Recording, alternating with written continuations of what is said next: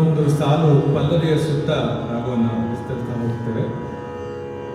ಪಲ್ಲವಿ ನಮ್ಮೆಲ್ಲರ ಕಲಾವಿದರ ಆಶಯ ಆಗಿದೆ. ಈ ಒಂದು ಅದ್ಭುತವಾದ ಸಂಕೀರ್ಣ ಹಿರಿಯರಾದ ಜಗನ್ನಾಥ ಶೆಣೈ ಅವರ ಕನಸು.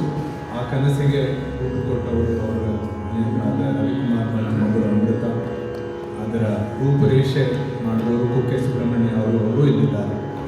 ಸೊ ನಾವೆಲ್ಲರೂ ಒಂದಲ್ಲ ಒಂದು ದಿವಸ ಹೋಗಬೇಕಾದವರೆ. ಆದರೆ ಕಟ್ಟಡ ಮತ್ತು ಮೈಸೂರಿನ ಸಂಸ್ಕೃತಿಗೆ, ಮೈಸೂರಿನ ಕಲೆಗೆ ನೀಡಬೇಕಾದಂತಹ ಒಂದು ಪ್ರೋತ್ಸಾಹ ಅದು ಚಿರಸ್ಥಾಯಿಯಾಗಿರಬೇಕು ಅನ್ನುವಂಥ ಉದ್ದೇಶದ ಒಂದು ಸಾಹಿತ್ಯ ಆದಿತಾಳ.